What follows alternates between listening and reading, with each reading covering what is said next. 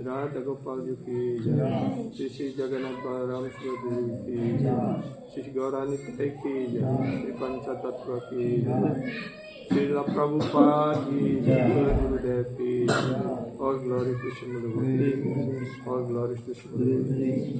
Sila pujian pada semua penyembah, segala pujian pada semua yang hadir bersama kami. Segala pujian pada Sri Guru dan Sri Guru. Amagyanatmirandasya Gyananjana Shalakaya Chakshurunmilitam Yena Tasmai Shri Gurave Namo Vishnu Padaya Krishna Prasthaya Bhutale Srimate Bhaktivedanta Swamini Namini Namaste Saraswati Deve Gauravani Pracharine Nirvishesha Shunyavati Pachasade Satari Sri Chaitanya Manobhishtam Stapitam Yena Bhutale Swayam Rupa Kadamayam Dadati Swapadantikam Vandeham Sri Guru Sri Uttapada Kamalam Sri Gurun Vaishnavam Cha Sri Rupam Sagrajatam Sagana Raghunatam Tam Visam Sajivam Sadvetam Sadutam Parijana Saitam Krishna Chaitanya Devam Sri Radha Krishna Padam Sagana Lalita Sri Sakamita Pancha Kalpa Tarubhyasya Kripa Sindhu Vyadevacha Patitanam Pavanebhyo Vaishnavibhyo Namo Mahavadanyaya Krishna Prema Pradayate Krishnaya Krishna Chaitanya Namine Gaurakrishna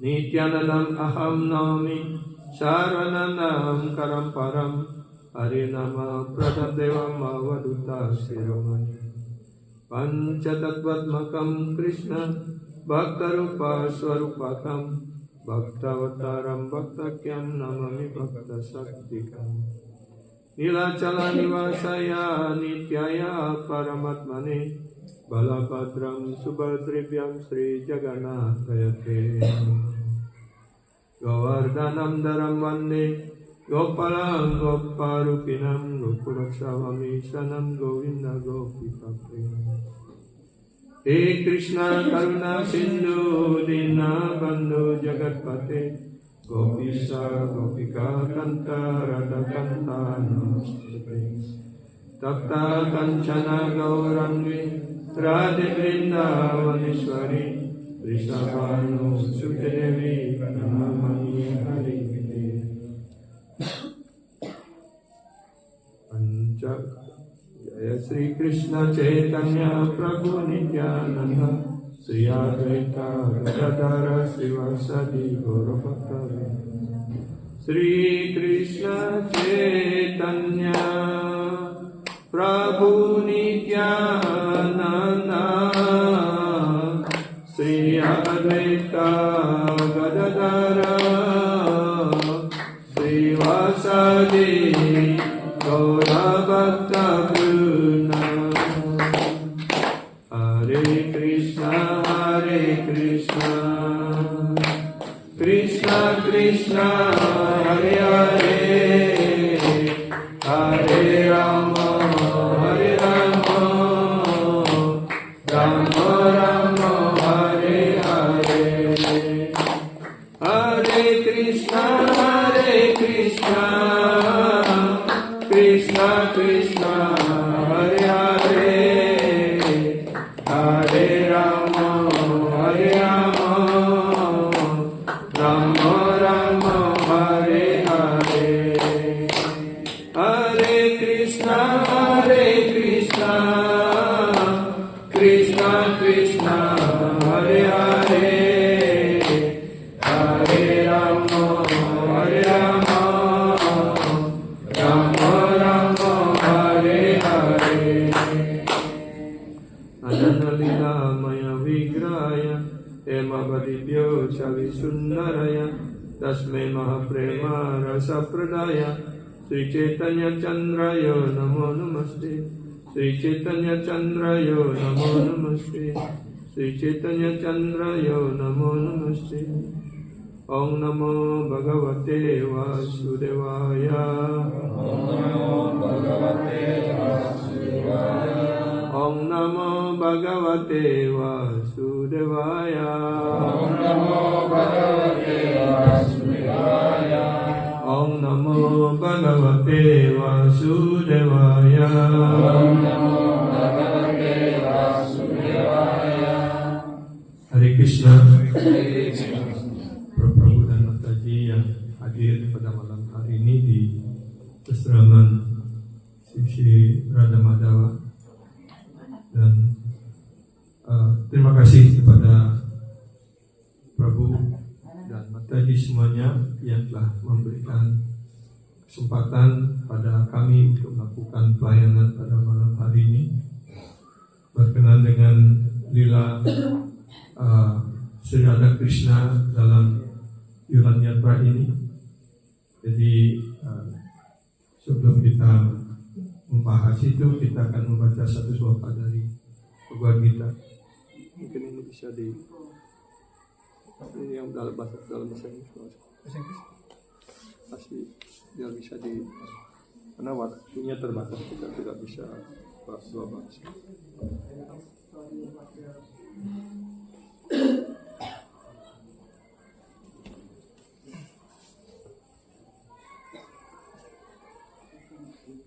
Kita akan baca dari Bhagavad Gita bab 10 sloka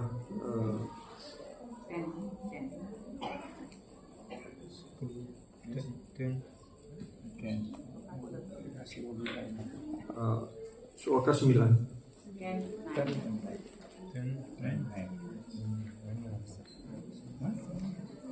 Matcita matgata prana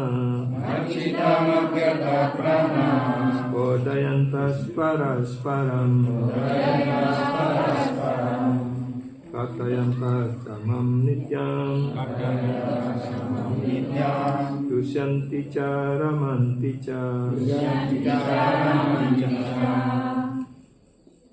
Desam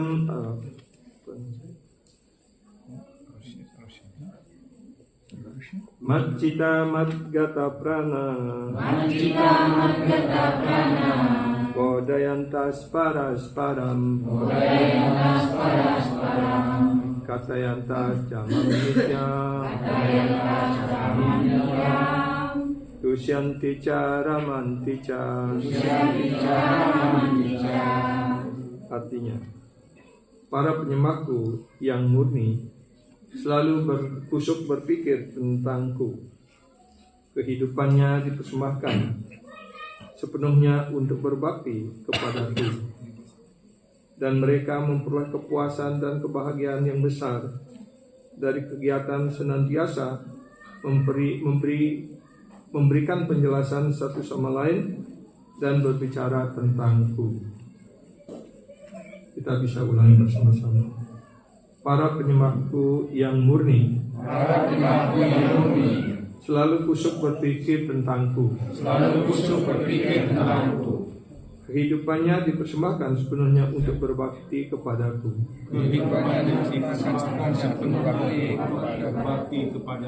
Dan mereka memperoleh kepuasan dan kebahagiaan yang besar. Dari kegiatan senantiasa memberikan penjelasan satu sama lain dan berbicara tentangku. Jadi di sini dalam surat ini dijelaskan bagaimana kegiatan seorang penyembah murni Tuhan yang selalu usuk berpikir dan mengabdikan dirinya dalam pelayanan cinta bakti rohani kepada Krishna. Dan yang baik kedua juga dijelaskan bahwa mereka tidak hanya usuk berbakti saja melakukan pelayanan kepada Sri Krishna, tetapi mereka lebih banyak merasakan kepuasan, kebahagiaan dengan cara saling memberikan penjelasan satu sama lain, membicarakan tentang Krishna. Inilah yang disebut dengan satu sangga ataupun pergaulan satu sama lain di antara para penyembah yang selalu usuk untuk berdiskusi tentang Tuhan. Kalau penyembah berkumpul dan berbicara tentang hal-hal yang lain selain tentang bakti dan tentang Krishna, bergosip dan sebagainya, itu bukan bakti namanya. Itu kegiatan para karmi ataupun para masyarakat umum yang tidak mengerti sadar Krishna. Tapi kita yang tekun dalam sadar Krishna ini, ya hendaknya selalu kita mendiskusikan tentang Tuhan, mendiskusikan tentang pelayanan bakti dan bagaimana memperluas pengajaran ini dan sebagainya, bagaimana kita bisa membagikan karunia ini pada masyarakat, pada sesama dan sebagainya. Itu adalah kegiatan-kegiatan yang penting yang harus kita lakukan. Mari kita sekarang baca dari penjelasan Srila Prabhupada. Para penyembah yang murni, yang ciri-cirinya disebut di sini, tekun sepenuhnya dalam cinta bakti rohani kepada Tuhan. So, here the symptom of the pure devotee was explained. Yes. What is the symptom of pure devotee? Always absorbed in devotional service. Pikiran mereka tidak dapat dialihkan dari kaki Padma Krishna, and the mind of the pure devotee cannot diverted from the lotus bed of Supreme Lord. Jadi inilah hendaknya menjadi sikap kita kalau kita ingin menjadi penyembah murni, artinya bahwa pikiran kita selalu usuk pada kaki Padma Krishna. Pembicaraan mereka hanya menyangkut hal-hal rohani. Dan ketika mereka berbicara, mereka tidak berbicara hal yang lain kecuali membicarakan topik-topik rohani. If they want to speak each other, they always speak about spiritual matter. Yeah. Ciri-ciri penyembah Tuhan yang murni diuraikan dalam ayat ini secara khusus. And especially in this verse was explained about the symptom of pure devotees. Para penyembah Tuhan yang Maha Esa tekun selama 24 jam setiap hari dalam memuji sifat-sifat dan kegiatan Tuhan yang Maha Esa. And the pure devotee, they engage 24 hours every day in worshiping, in dedicating their life in the personal service, also in discussing about the Supreme Lord. Hati nuraninya senantiasa menyelam dalam Krishna, and his heart, always absorbed in thinking of Krishna. Dan hati mereka selalu kusuk dan tenggelam dalam Krishna, dan mereka bahagia berbahagia bicara tentang Krishna bersama para penyembah lainnya. And when the pure devotee was speaking about Krishna, in front of devotees or discussing about Krishna with devotees, they always get the great pleasure. Jadi ketika para penyembah berkumpul dan berbicara satu sama lain tentang Krishna, menguraikan tentang lila rohani Krishna, sifat-sifatnya dan sebagainya, maka mereka mendapatkan kebahagiaan yang besar dari hal itu. Tapi masyarakat umum mereka akan mendapatkan kebahagiaan ketika mereka berkumpul bersama-sama yang sehobi, umpamanya mereka yang senang sepak bola. Kalau mereka berbicara tentang sepak bola, pasti mereka berbahagia, bahkan kalau ada pertandingan seperti Piala Dunia seperti itu, mereka bahkan menyewa layar besar untuk bisa berkumpul, seperti itu. Apakah penyembah berpuas hati dengan itu? Ya. Jadi para penyembah murni Tuhan, mereka tidak tertarik dengan hal-hal yang bersifat material. Itu perbedaannya. Pada tingkat pendahuluan bakti, mereka menikmati kesenangan rohani dari pengabdian itu sendiri. Dan pada tingkat matang, mereka sungguh-sungguh mantap dalam cinta bakti kepada Tuhan. When they start off this personal service, they also can enjoy the happiness, by dedicating the life in the personal service. But in advanced stage, the devotees, actually they very absorbed in the personal service. Kalau mereka sudah mantap dalam kedudukan rohani tersebut, mereka dapat menikmati kesempurnaan tertinggi yang diperlihatkan oleh Tuhan yang Maha Esa di tempat tinggalnya. Jadi pada tingkat yang sangat maju, pada tingkat kesempurnaan dalam pelayanan bakti ini, mereka kusuk sepenuhnya, dan mereka merasa kebahagiaan yang tertinggi dan bahkan mencapai dunia rohani. Itu dijelaskan di sini. So in very advanced stage, in the perfectional stage and devotional service, the devotee really enjoy the blissful and happiness, highest happiness, spiritual happiness, not only in this material world, but also in the spiritual world. Sri Chaitanya Mahaprabhu mengumpamakan cinta bakti rohani sebagai penanaman biji di hati makhluk hidup. Sri Chaitanya Mahaprabhu give example or the definition that to show this devotional service is like someone sowing this seed in the heart, seperti orang menanam benih, di tanah ataupun biji-bijian di tanah, Begitu pula di sini dijelaskan, Sri Chaitanya Mahaprabhu menjelaskan bahwa pelayanan cinta bakti rohani itu sama dengan menanam benih, di dalam hati sang makhluk hidup. Ada makhluk hidup yang jumlahnya tidak dapat dihitung, yang mengembara di seluruh planet di alam semesta. There are innumerable living entities, and they are wandering in the universe. Ya. Di antara makhluk hidup itu ada beberapa yang cukup beruntung hingga dapat bertemu dengan seorang penyembah murni dan mendapat kesempatan untuk mengerti tentang bakti. And among all the living entities wandering in this material world, some of them so fortunate they can meet with the pure devotee and then get this and then by the association of Sadhu Guru Vaishnava, pure devotee, they can understand about bhakti.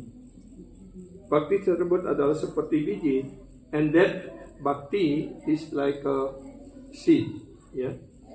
Kalau biji itu ditanam di dalam hati makhluk hidup, when this seed of bhakti was put in the heart of the devotees, then kalau dia terus mendengar dan memuji mantra Hare Krishna, Krishna Krishna, Hare Hare, Hare Rama, Rama Rama, Hare Hare, maka biji itu berbuah seperti bibit pohon berbuah kalau disiram air secara teratur.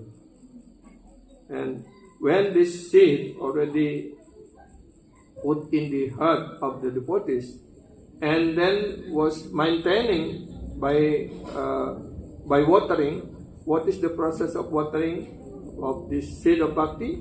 Is by continuously hearing and chanting the Maha Mantra Hare Krishna, Krishna Krishna, Hare Hare, Hare Rama, Rama Rama, Hare Hare. Jadi biji bhakti ini dibandingkan seperti benih. Kalau kita punya benih seperti padi, kita semai di tanah yang sudah digemburkan, yang sudah diolah dengan baik, maka benih itu akan tumbuh, dan ketika sudah tumbuh dengan baik, kita siap untuk menanam lebih lanjut. Ya. Dan cara untuk memelihara benih itu adalah dengan terus mengairinya ataupun membersihkan lingkungan dan sebagainya seperti itu. Begitu juga benih bhakti ini ketika ditanam di dalam hati seorang penyembah yang hatinya sudah disucikan, dimurnikan, maka benih bhakti ini akan tumbuh seperti itu. Seperti bibit pohon berbuah kalau disirami air dengan secara teratur, dan biji ini nantinya akan tumbuh seperti padi itu terus disirami, dijaga dengan baik. Akhirnya tanaman itu akan berbuah padi dan akhirnya kita panen. Begitu pula benih bhakti ini ketika dia ditanam di dalam hati, kemudian diairi, dijaga dengan baik, diairi artinya disirami, ya, dan dijaga artinya kita menjaga benih bhakti ini melalui proses sadhu sangha sravanam kirtanam. Ya. Dengan proses sravanam kirtanam ini, kemudian benih bhakti ini akan menjadi tumbuh besar, berbuah dan berbunga seperti itu. Ya. Tanaman rohani bhakti berangsur-angsur tumbuh besar sampai menembus penutup alam semesta material dan memasuki cahaya Brahma Jyoti di angkasa rohani. Dan tumbuhan bhakti ini begitu kuatnya, tidak hanya tumbuh di dunia material ini saja, tetapi dia bisa tumbuh besar bahkan melewati Brahma Jyoti. Yeah. So this bhakti lata is so powerful when they grow nicely, not only grow in this material world, but also grow to pierce the Brahma Jyoti. Yeah. Di angkasa rohani. Di angkasa rohani tanaman itu juga tumbuh semakin besar sampai mencapai planet tertinggi, ya. Dan tumbuhan bhakti ini terus, ya, lewati Brahma Jyoti dan akhirnya sampai di Vaikuntha Loka, dan setelah sampai di Vaikuntha Loka pun, kalau ini terus dipelihara, disirami dengan sadhu sangha, sravanam kirtanam dan sebagainya seperti itu, dan akan mencapai dunia rohani dan akhirnya mencapai Goloka Brindawan. Dan di sana dijelaskan bakti lata ini akan seperti tumbuhan melata, itu memerlukan seperti tumbuhan kacang ataupun apa yang melata itu kan harus ada tiang untuk dia melilit. Begitu pula tumbuhan bakti ini adalah disebut bakti lata, artinya pertumbuhan yang melilit seperti itu. Dan apa yang akan menjadi tiangnya di sana adalah dia melilit kaki Padma Krishna, dan ketika terus dia disirami dan dijaga dengan baik, maka dia berbuah, berbunga dan berbuah. Apa bunga dan buah daripada tanaman bakti ini adalah Krishna Prema Bakti. Ya. Tanaman bakti diuraikan sepenuhnya. Akhirnya tumbuhan tersebut berlindung di bawah kaki Padma Krishna dan tinggal di sana. Jadi tumbuhan bakti ini ya, sampai di dunia rohani berlindung pada kaki Padma Krishna dan dia tinggal di sana. Ya.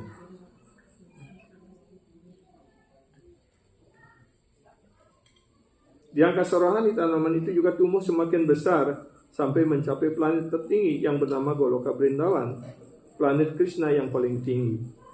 Akhirnya tumbuhan tersebut berlindung di bawah kaki Padma Krishna dan tinggal di sana. Berangsur-angsur tanaman bakti tersebut berbuah bagaikan tanaman yang menghasilkan buah dan bunga. Dan proses menyiramkan air dalam bentuk mendengar dan memuji berjalan terus. Ya. Jadi proses Sravanam Kirtanam dalam pergaulan dengan para penyembah ini akan memelihara benih bakti kita. Dan benih bakti ini ketika dia tumbuh dan dipelihara dengan baik, itu akan menembus angkasa material ini, Brahmajyoti, dan bahkan sampai di Vaikuntha Loka, dan tidak hanya di sana saja, dan sampai ke dunia rohani dan berlindung pada kaki Padma Krishna. Dan jika ini terus dilakukan, proses memelihara, menjaga dengan baik, menyiraminya dan sebagainya, maka dia di sana akan berbunga dan berbuah. Ya.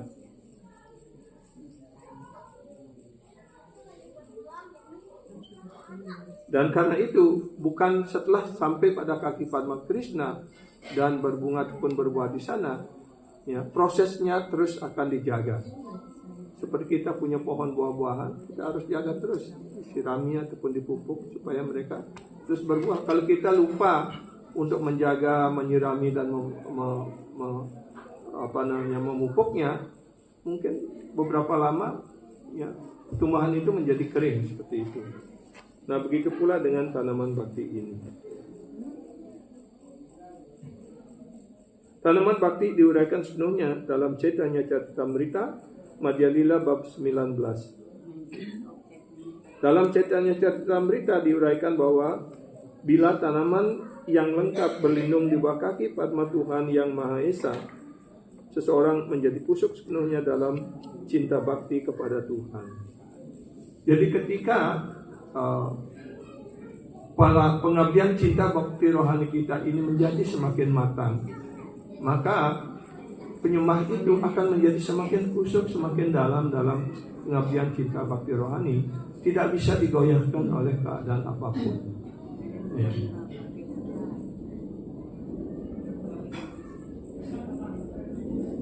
Pada waktu itu, ia tidak dapat hidup bahkan selama sesaat pun tanpa hubungan dengan Tuhan.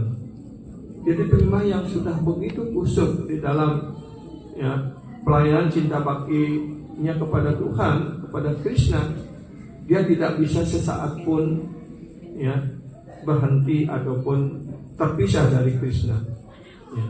Mereka selalu ingin menyibukkan dirinya dengan cara bagaimanapun untuk mengingat, untuk berbicara, untuk menguraikan, ya, ataupun membagikan karunia ini kepada yang lainnya seperti itu.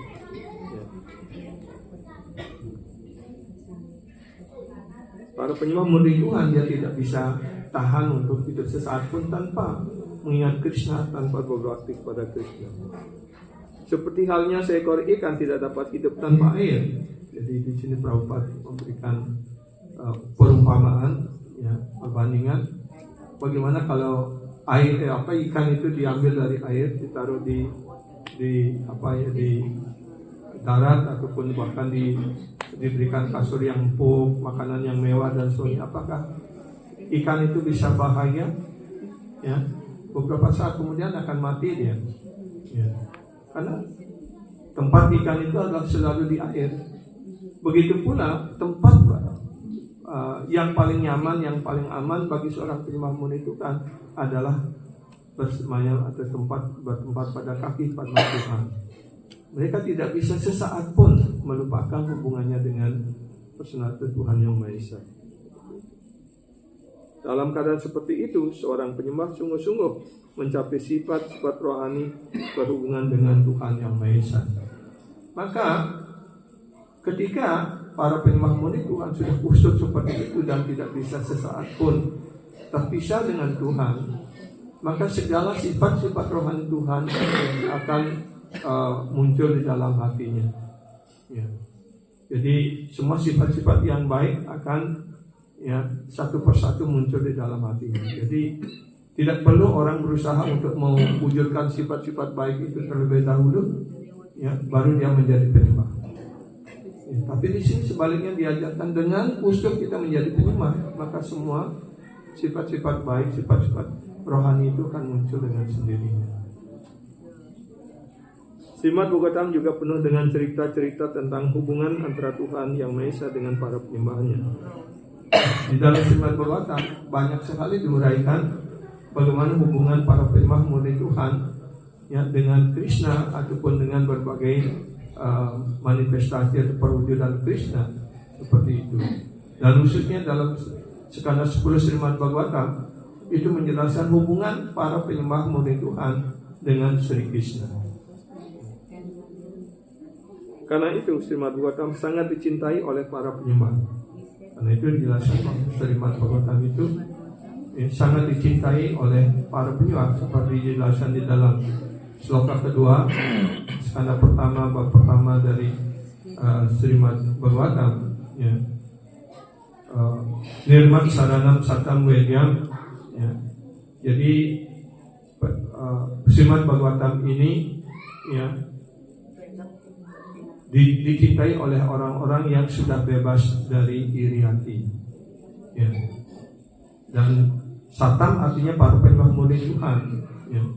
Satam Vedyam. Jadi para penyembah murni Tuhan, ya, selalu khusyuk dalam berbicara, menyampaikan dan berdiskusi tentang Srimad Bhagavatam ini. Seperti halnya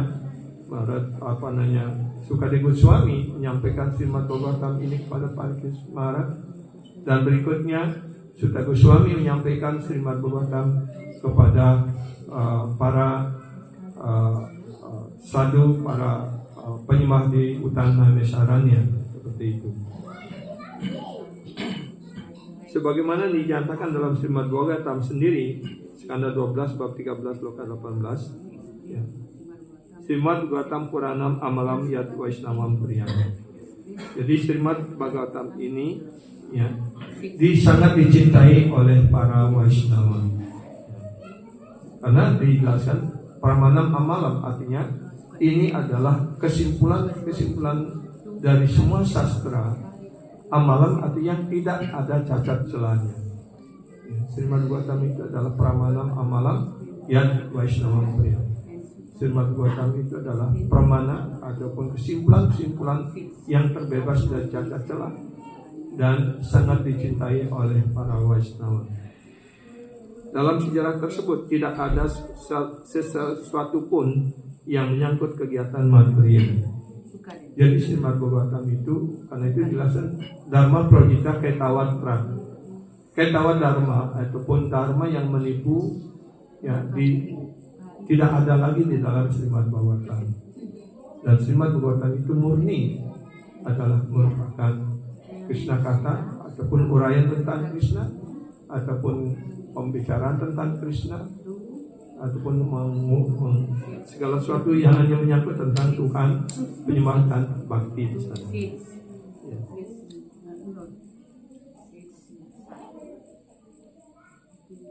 Tidak juga menjelaskan tentang perkembangan ekonomi, kepuasan indria-indria maupun pembebasan. Dari Srimad Bhagavatam itu tidak menyentuh sedikit pun apa yang disebut dengan catur purusarta, ya, dharma artha kama. Jadi sepenuhnya adalah menguraikan tentang Bhakti, Bhakta, dan Bhagawan. Ya. Dan Bhakti, Bhakta, dan Bhagawan ini bukan aset dunia material. Ya, ini adalah merupakan kekayaan atau benar dari dunia rohani. Dan pada zaman Kaliuga ini, ya, harta benda yang sangat berharga ini dibawa oleh Sri Chaitanya Mahaprabhu dan teman-teman beliau.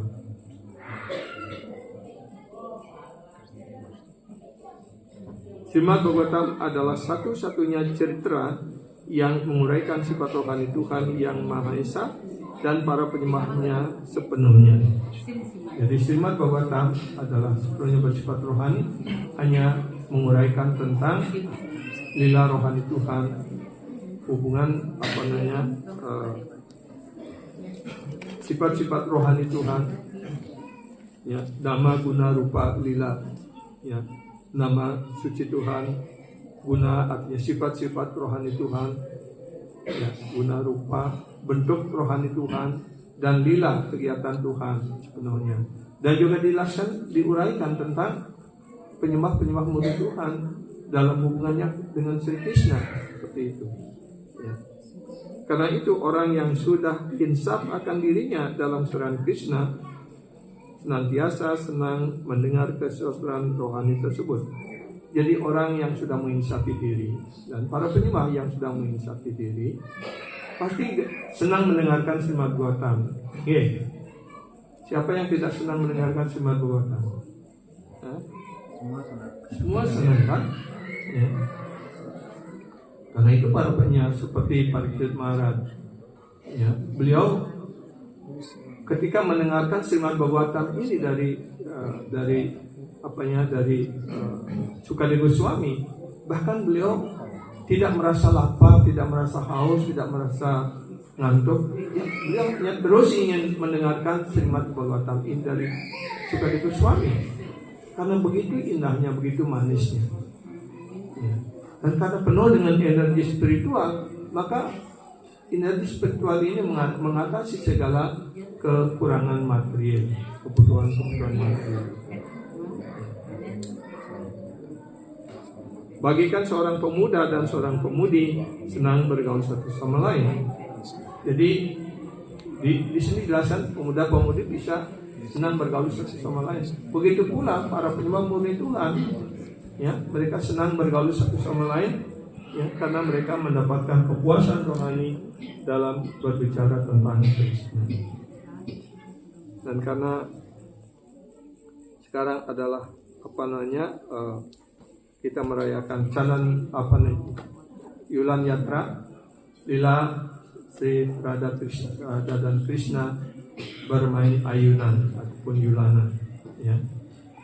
Jadi di Vrindavan, ya, dijelaskan Yulan Yatra ini ataupun festival bagaimana para penyembah mengayunkan Krishna dan Srimati Radharani bersama teman-teman beliau, ya, tidak terjadi di satu tempat. Dia terjadi di banyak tempat, ya, dalam lila-lila yang berbeda seperti itu.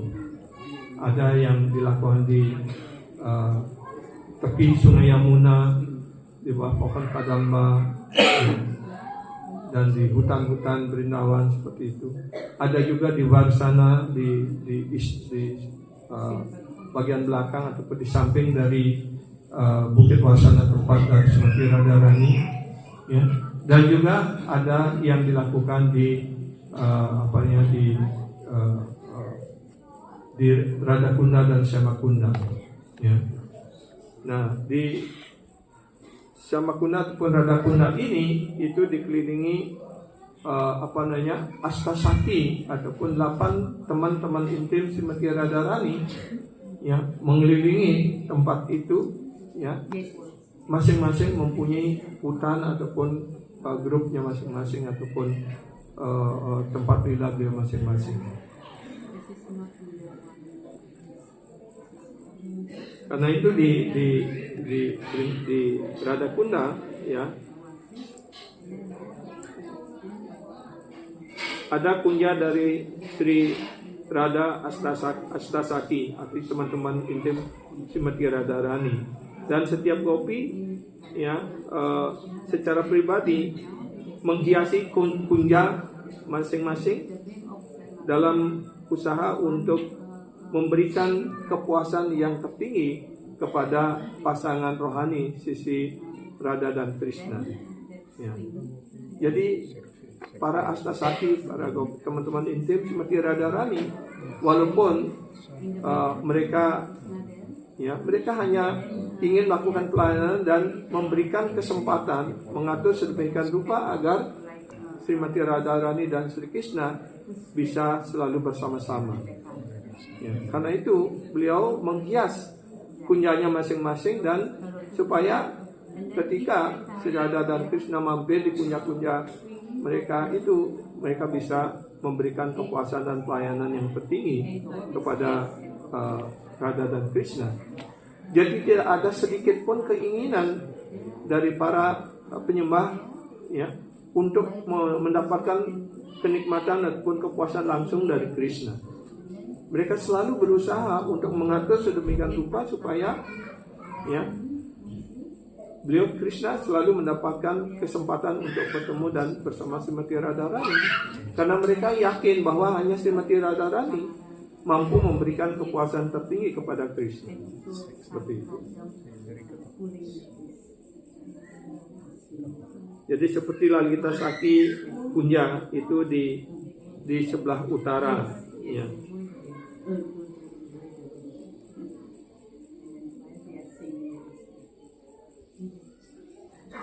Saya akan baca satu paragraf ini yang berkaitan dengan ada Lalita things.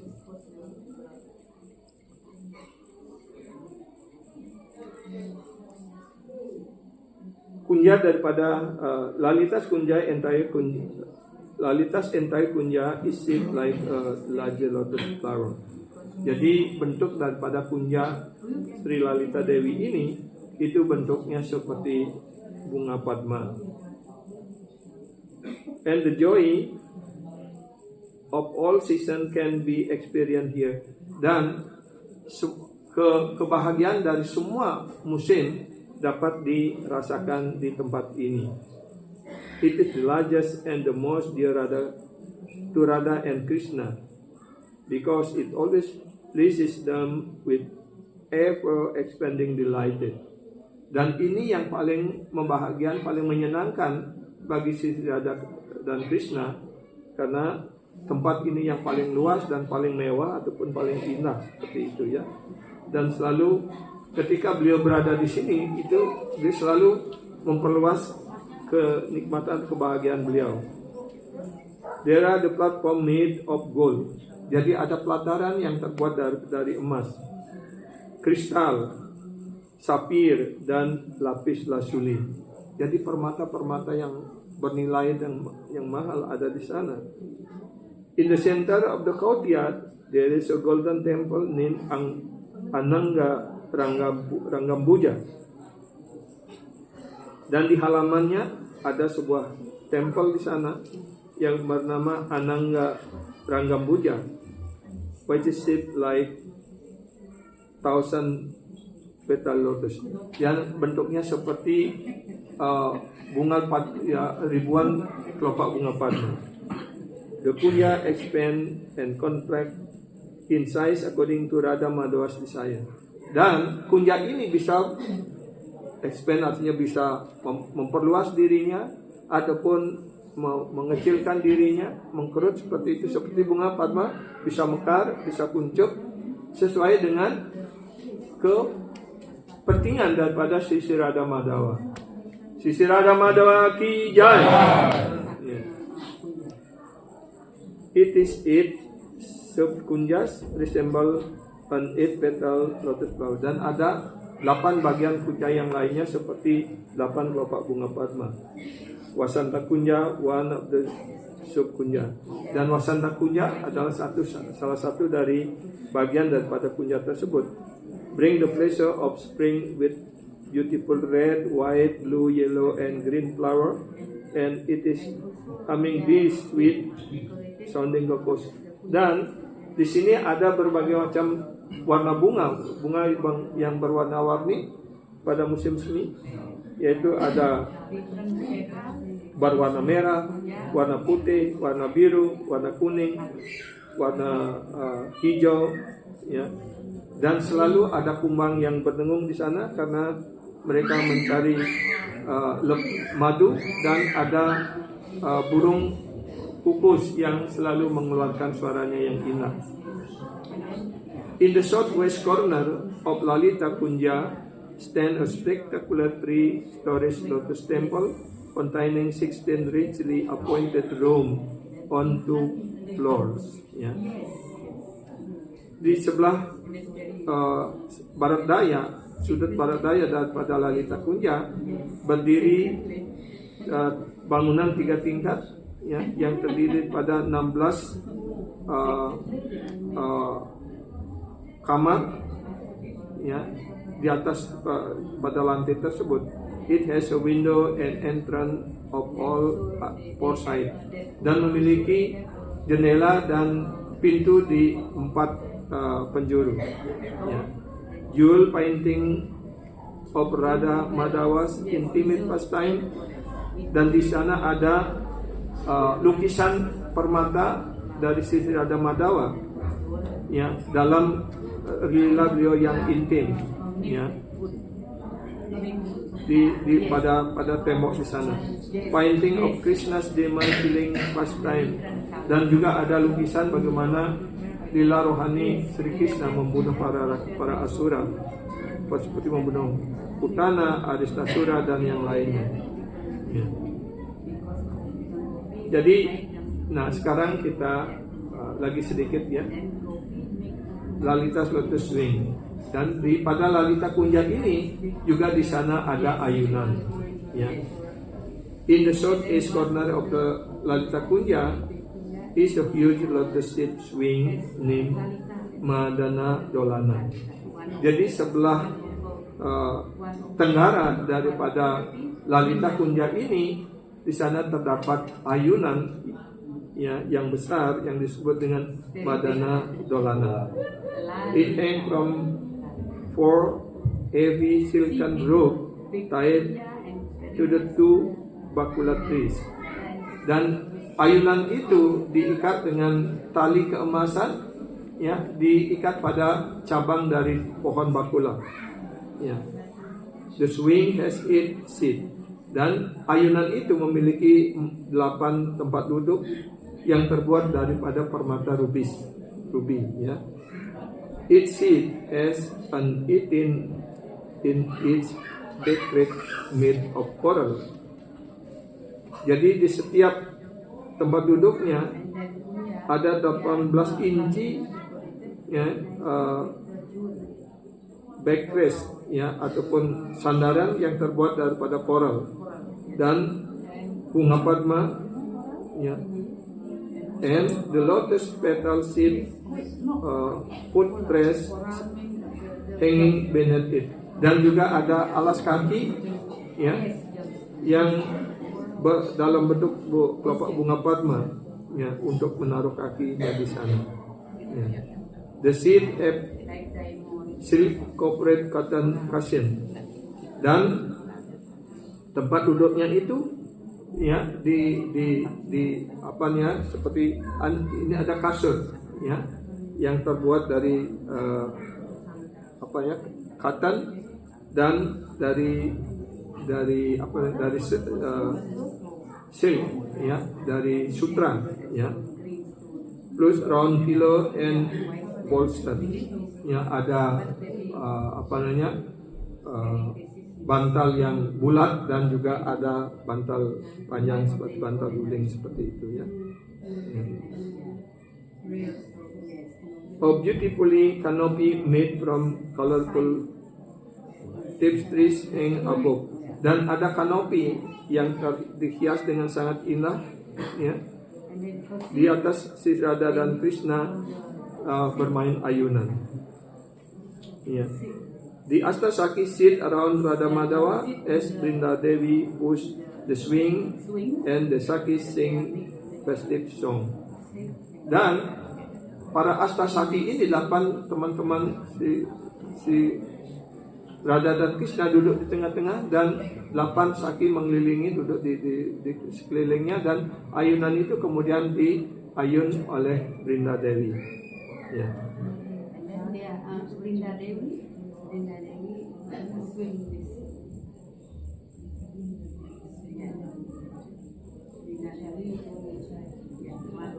dan para saki yang lainnya menyanyikan lagu-lagu untuk memperindah perayaan tersebut.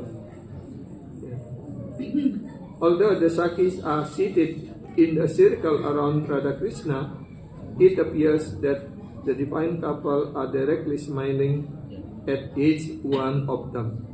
Jadi walaupun para saki itu duduk mengelilingi, ya 8 saki, asta saki itu mengelilingi di setiap sudut dan kajo kelot kangin kau, ya ucu-ucu dan sebagainya seperti itu.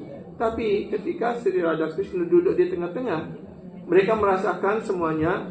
Kalau kita duduk kan, kalau kita hanya menghadap sini saja, yang di belakang kita tidak tahu kan. Tapi mereka merasakan bahwa Sri Radha dan Sri Radha Krishna itu yang berada di tengah-tengah itu seolah-olah berhadapan langsung dengan semua mereka yang duduk di sekeliling Sri Radha dan Krishna. Kita bisa membayangkannya, keindahannya, dan bagaimana lila itu berlangsung, ya. Jadi demikian Prabhu dan Mataji yang dapat yang sampaikan malam ini. Ampuro lewat 4 menit, ya. Hare Krishna. Sekarang bisa dilanjutkan dengan acara berikutnya, ya. Ampura yang kalau ada kekurangannya. Hare Krishna. Sri Radha Madhava Yulan Yatra Ki Jai. La Prabhupada Ki Jai.